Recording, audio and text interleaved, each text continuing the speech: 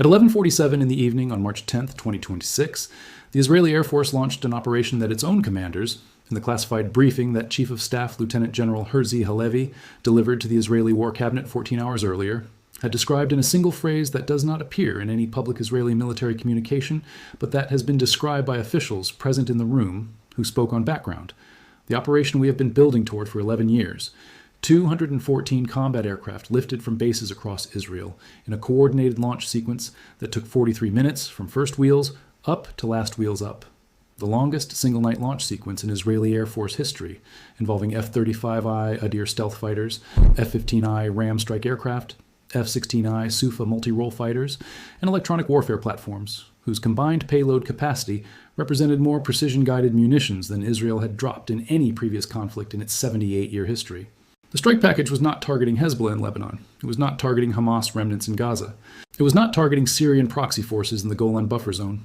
214 Israeli combat aircraft were heading northeast toward Iran on the longest combat mission the Israeli Air Force had ever attempted, refueling twice en route from Israeli Air Force tanker aircraft and from American KC 135 Stratotankers, whose availability from Al Udeid had been severely degraded by the Iranian strikes, but whose remaining operational capacity had been committed to Israeli mission support through the emergency coordination that American and Israeli military commands had conducted in the hours between the first Iranian attack wave and the Israeli decision to launch one night. 214 aircraft, 512 pre-designated targets across 31 Iranian provinces.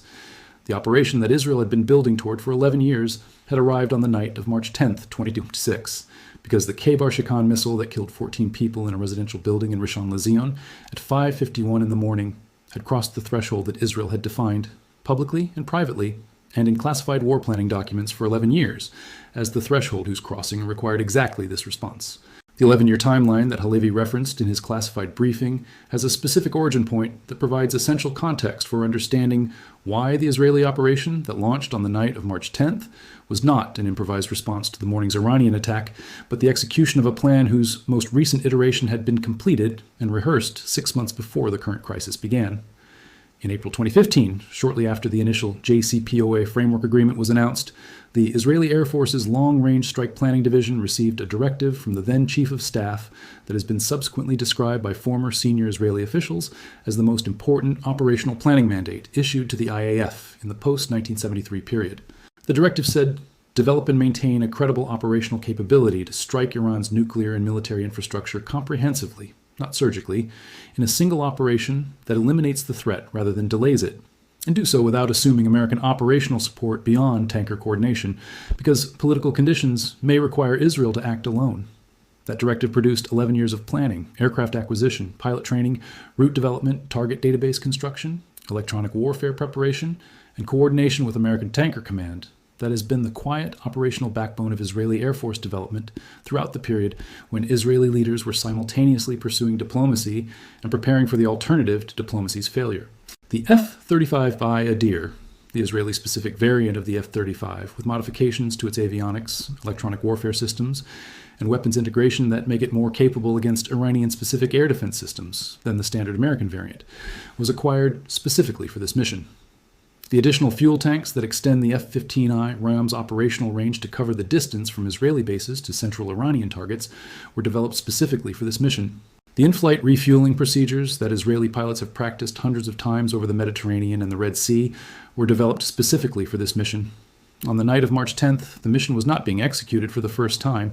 It was being executed for the first time with live weapons instead of training profiles, but every other element of its execution had been rehearsed to the level of professional automaticity that distinguishes prepared military operations from improvised ones. The 512 targets that the Israeli strike package was designed to address in a single night represent a target set that goes significantly beyond what the American Operation Epic Fury had addressed in its nuclear infrastructure-focused first wave, and understanding the difference between the two operations' target philosophies reveals the fundamentally different strategic objectives they were designed to achieve. Operation Epic Fury was a counter-proliferation operation.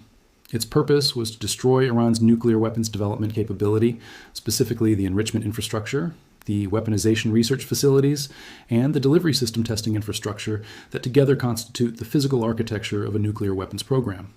It was not designed to destroy Iran's conventional military capability. It was not designed to degrade Iran's ability to threaten Israel, the Gulf states, or American forces beyond the specific capabilities associated with the nuclear program. Its restraint in this regard was deliberate, reflecting the American political judgment that limiting the strike to nuclear targets limited the Iranian retaliation to a level that was strategically manageable. That judgment was operationally invalidated by the 5-base attack, the Dubai strikes, the 35 direct-fire missiles at Israeli cities, and the continued Hezbollah rocket campaign that demonstrated that Iran's conventional military capability, left intact by Epic Fury's nuclear-only focus, was fully capable of producing the regional war that the limited operation was designed to prevent. The Israeli operation that launched on the night of March 10th was not constrained by the counter-proliferation philosophy that limited Epic Fury's scope. Its target set was designed to address the full spectrum of Iranian military capability that threatens Israel and Israeli interests, organized into 5 target categories that the Israeli targeting team had developed over 11 years of intelligence-driven planning, and that the morning's events had elevated from contingency to necessity. The first target category, and the one addressed by the F-35I Adir stealth fighters that led the strike package, was Iran's integrated air defense network, specifically the radar systems, command nodes, and long-range surface-to-air missile batteries that would pose the greatest threat to the subsequent waves of the operation. The F-35I's stealth characteristics allow it to penetrate Iranian air defense coverage without detection by the Russian-supplied Bavar 373 and Tor M1 systems that constitute the backbone of Iran's medium and long-range air defense. 47 F-35Is flew the first wave of the Israeli operation, targeting 9 specific air defense nodes across the western and southern Iranian air defense network that protects the approach corridors that the subsequent F-15I and F-16I waves would use to reach their targets. The F-35I first wave was not designed to eliminate Iranian air defense entirely. It was designed to create specific corridors through the network, destroying enough nodes in enough specific locations to allow the subsequent non-stealth aircraft to operate with reduced but not eliminated detection and engagement risk.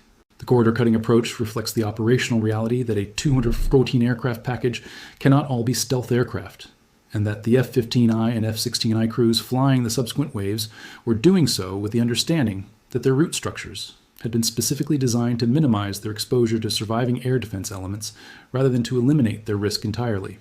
Those crews knew, when they climbed into their aircraft on the night of March 10th, that the air defense degradation the F-35Is were creating was partial rather than complete.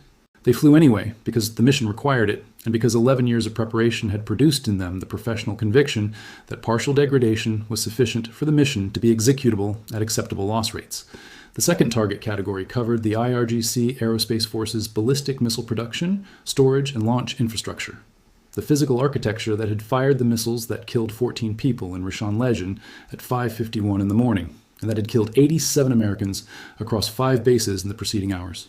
The Israeli target database for Iranian ballistic missile infrastructure is the most comprehensive external assessment of that infrastructure in existence, reflecting 11 years of dedicated intelligence collection that has incorporated satellite imagery analysis, signals intelligence collection, human intelligence from sources inside the IRGC's missile program, and the contributions of allied intelligence services, including the American intelligence community, which has shared specific Iranian missile infrastructure, targeting data with Israel through the bilateral intelligence exchange channel that the two countries have maintained continuously regardless of the public state of their diplomatic relationship.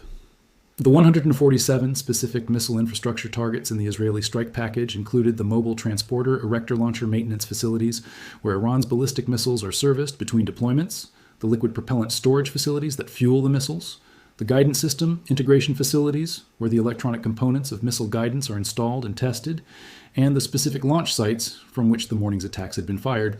The targeting of launch sites from which attacks had already been conducted reflects a specific operational logic.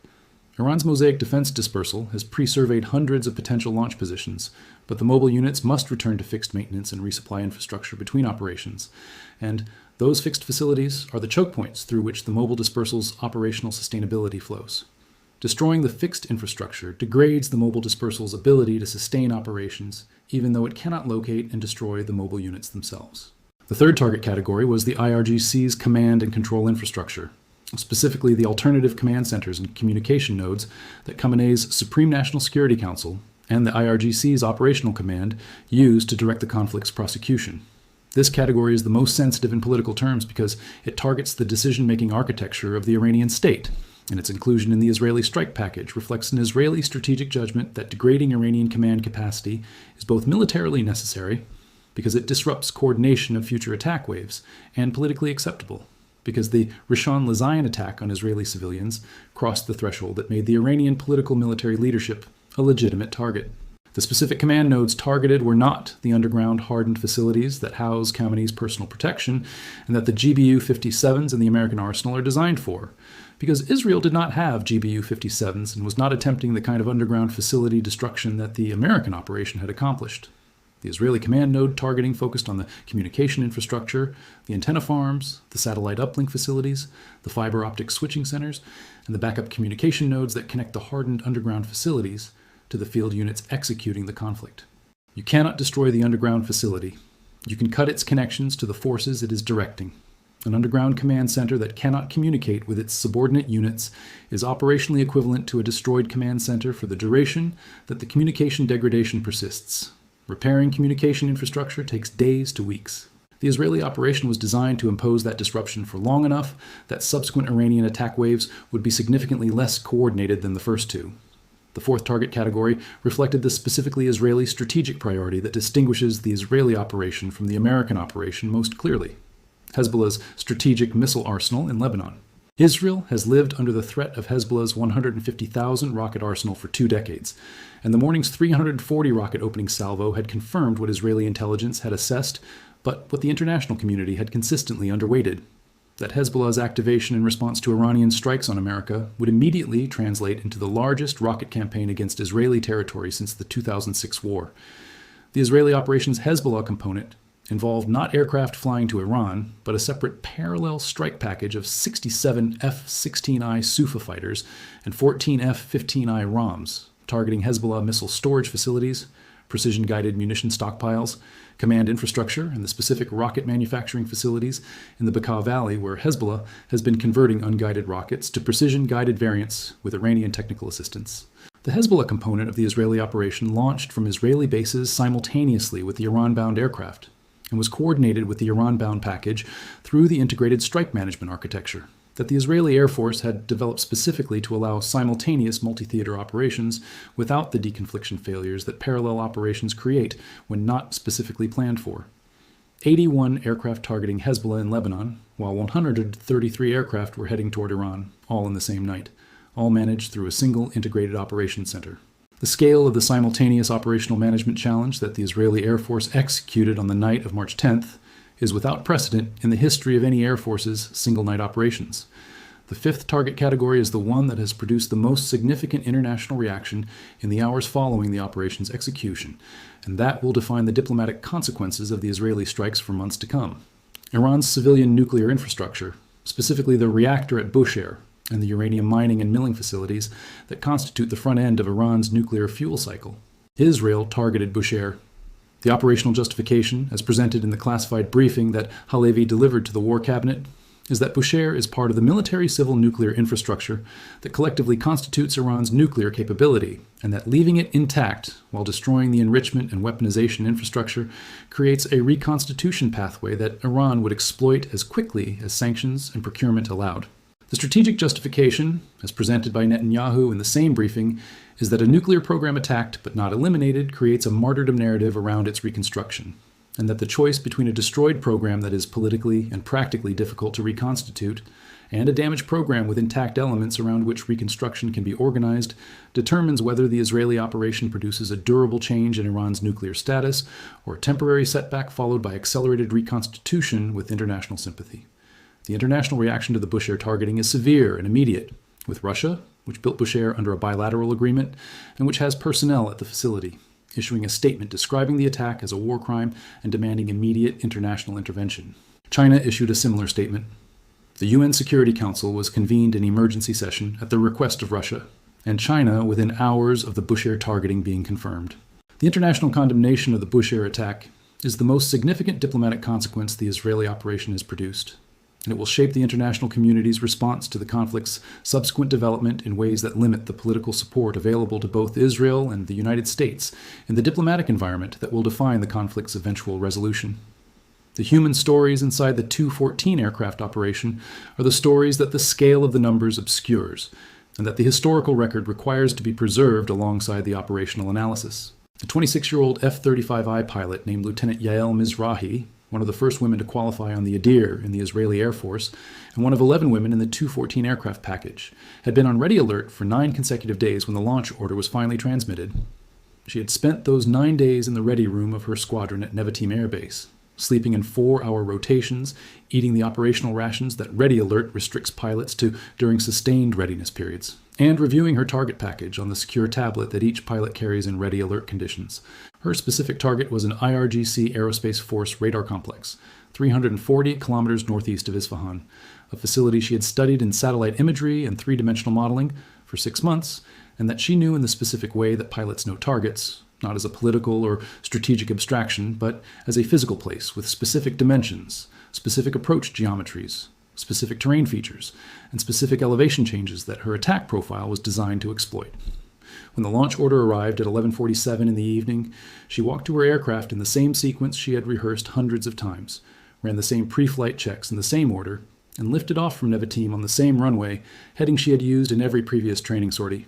Everything was the same except for the weapons loaded on the aircraft and the knowledge that the target was real and that the people defending it knew or would know that she was coming. She completed her mission. Her radar complex was destroyed.